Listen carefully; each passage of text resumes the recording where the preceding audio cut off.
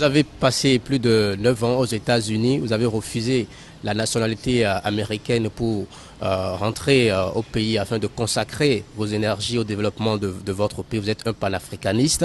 Et parlant de panafricanisme, vous êtes aussi un sankariste. Où étiez-vous quand la presse internationale annonçait sa mort? Je voudrais vraiment, pour enlever mon chapeau, juste pour une pensée à mon cher ami Sankara, rappelé à d'autres fonctions, mais la lutte continue. Comme le disait un général d'armée pendant la Deuxième Guerre mondiale, il dit ceci: l'amiral Yamamoto, le vainqueur de Pearl Harbor, le vaincu de Midway est tombé, mais la guerre continue. Ainsi est-il. En fait, j'étais moi-même réfugié politique en Côte d'Ivoire. Et je devais être assassiné le 22 juillet 87 au carrefour des 3 banques du Bénin, que ceux qui connaissent savent, juste du côté de la Sonacop qui est là. Mais Dieu m'en a délivré et je me suis retrouvé en Côte d'Ivoire où j'ai fait 7 ans d'exil politique avant d'aller aux États-Unis en décembre 1994 pour parfaire mes expériences à travers le monde. Je venais d'arriver en Côte d'Ivoire, je n'avais pas encore où rester, je passais d'ami en ami et je crois que j'ai une photo ici que sûrement vous allez faire voir. J'étais dans ma chambre, dans cette photo-là, ce jour-là, quand la nouvelle est tombée sur France Inter. Alors, j'étais à Djamé précisément, chez des amis professeurs béninois, chez qui je passais un temps, juste une transition pour avoir les pieds à terre. Et en ce jour, je me suis dit, bon, mais écoute, j'ai mis du temps pour me réaliser que c'était une réalité, mais j'ai dit, puisque beaucoup de presse ont commencé à en parler, je me suis dit que c'est devenu une réalité. Donc j'étais en Côte d'Ivoire, à Djamé précisément. Quels étaient vos sentiments au moment où vous avez eu la certitude que Sankara était effectivement mort? J'ai senti en fait, une fois de plus, ça m'a fait rappeler Lumumba, qui en fait aussi était passé par là. Et les belles phrases de Lumumba, je pouvais vous les rappeler si vous le voulez bien. Et Lumumba, le fusil sur la tempe, le coupe-coupe à la gorge, il a dit ceci: ni brutalité, ni sévice, ni torture ne m'ont jamais amené à demander la grâce, car je préfère mourir la tête haute, la foi inébranlable et la confiance profonde dans la destinée de mon pays, plutôt que de mourir dans la soumission et le mépris des principes sacrés.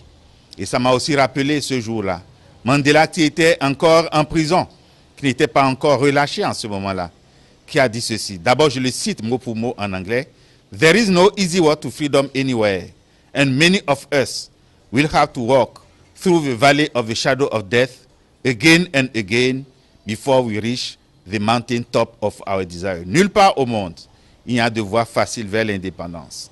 Et beaucoup d'entre nous auront à marcher à travers la vallée de l'homme de la mort, encore et encore, avant que nous n'atteignions le sommet de la montagne de nos désirs.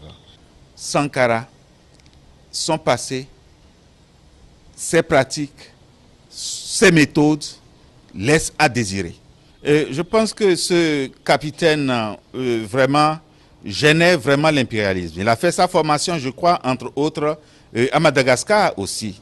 Et je crois que avec son ami Blaise Compaoré, ils avaient vraiment des visions pour le pays. Et ils avaient fait le Faso d'Amfani quand ils sont arrivés au pouvoir, c'est-à-dire que les fonctionnaires, au moins 2 fois par mois, par semaine, devaient arriver au boulot avec des habits faits du Burkina, tissés, etc. Vous devez même comprendre qu'aujourd'hui, le résultat est là, que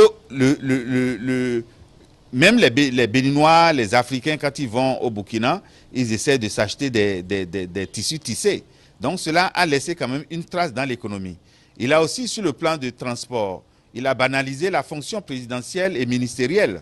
Ils étaient tous à 2 chevaux et pour économiser plus de l'essence au peuple. Il donnait, personne ne pouvait voyager en classe en classe exceptionnelle. Tout le monde était, quand on voyage à l'étranger, ils étaient tous embarqués dans la place de la classe économique. Et même pour aller, le salaire même n'avait pas changé, il n'y avait pas un salaire présidentiel. Sankara était le 3e moins payé dans son gouvernement. Et ce n'est pas ancienneté en fait que cela se faisait. Donc je crois que... Et moi j'ai eu la grâce. Je vous dis c'est une grâce. J'étais une fois allé au Burkina. Je crois que ça fait 2 ou 3 ans.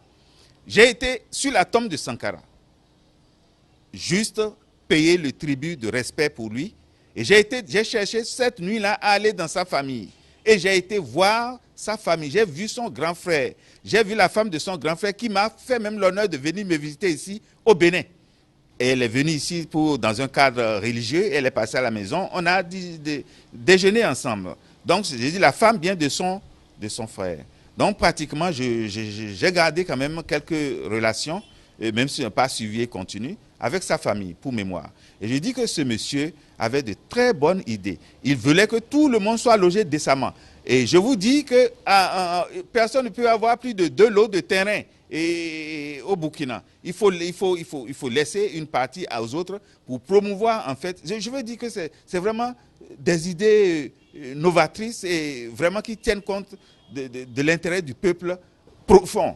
Et je crois que c'est toutes ces choses qui sont ces acquis et qu'il faut retenir. Quand on regarde un peu la relation France-Afrique à l'époque sous Thomas Sankara, en quoi il gênait les Occidentaux? Vous savez, il a fait une intervention à Addis Abeba. En ce temps-là, c'était l'OUA, et au siège de Addis Abeba, où lui-même, il terminait pour dire « Ne soyez pas surpris et que je ne revienne plus ici prochainement, parce qu'il peut m'assassiner à tout moment. » Parce qu'il a demandé que les Africains ne doivent rien, ne doivent pas payer leurs dettes. Donc, c'est des positions qu'il avait prises et qui gênaient l'intérêt des Occidentaux. D'ailleurs, François Mitterrand voulait lui envoyer des armes. Il dit non, qu'il préfère des charrues pour son peuple. Et un autre ministre français de la coopération a voulu lui envoyer des voitures ministérielles plus de haute gamme. Il dit non, mais que lui, il a besoin d'autre chose. Il faut convertir ça en argent pour que lui construise des maisons pour ses compatriotes. Voilà à peu près ce qui gêne. Parce que, vous savez, la politique de la main tendue ne peut jamais amener quelqu'un à se rassasier.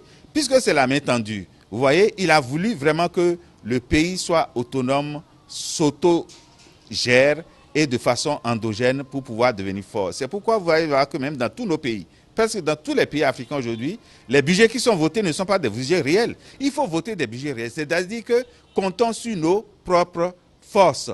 Et vous allez voir que tout ce que vous faites comme action, etc., à la fin de l'année, ce n'est pas tout ce que vous avez prévu qui se réalise. Mais c'est de perte de temps et d'argent parce que déjà vous avez engagé dans des actions de l'argent qui ne suffit plus si un projet a besoin de 15 millions pour être réalisé. Et qu'en fin de compte, vous n'avez pu trouver que 2 millions, alors que vous avez déjà investi au moins 1 million, ça veut dire qu'en fin de compte, c'est du saupoudrage, ce million-là est perdu. Voilà à peu près, faisons la politique de nos moyens, c'est ce que voulait faire Sankara chez lui. Docteur Sélégan, au-delà du personnage, du symbole que représentait Thomas Sankara, vous faites partie de ces races sankaristes qui le critiquent dans un sens bien précis. Un sens très sévère. Sankara nous a trahis. Sankara nous a trahis parce que la révolution n'est pas un dîner de gala et ce n'est pas du sentimentalisme. Et Lénine a dit une phrase très célèbre, très célèbre, qu'il faut maintenant que ceux qui vivent, les panafricains qui vivent, doivent intégrer dans leur réflexion. La question principale de toute révolution, ce n'est pas la prise de pouvoir, c'est comment se maintenir au pouvoir. Sankara n'a pas appliqué cette théorie et ça lui a coûté, et ça nous a tous coûté ce que nous vivons aujourd'hui. Parce qu'un Sankara vivant, mais il y aurait déjà une intégration avec le Ghana. Les gens prévoyaient déjà qu'il y ait cette intégration. Sankara vivant, mais Gbagbo ne serait pas tombé de cette manière-là.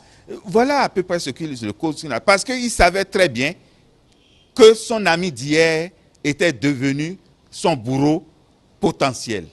Alors, il n'y avait pas du sentimentalisme. Et vous savez, le documentaire existe. Quand on est venu pour l'assassiner, il savait le jour où on devait venir. Les gens lui ont dit que ça... et il a même défendu aux gens, dit quiconque touche à un seul cheveu de Blaise le trouvera sur son chemin. Quand on est venu, il dit, bon, les gens étaient en réunion. Et lui, en tant que chef d'État, l'autre devait partir avant, mais il a attendu. Et lui, il est parti avec des gens qui ont cru en lui. Et en fait, les gens sont venus pour les assassiner, les terrasser tous. Et je crois qu'il a manqué de vigilance, il a manqué de stratégie. Il n'a pas été un stratège jusqu'au bout. Et c'est ça que je regrette. Ces leçons doivent être tirées. Ce qui est fait, et que l'on sache qu'en politique, il n'y a pas de sentimentalisme. Il aurait pu nous éviter tout cela s'il avait pris le devant des opérations. C'est cela que je crois. Je le critique fermement. Mais je crois que, quoi qu'il arrive, c'est les leçons qui restent à tirer pour aller plus loin.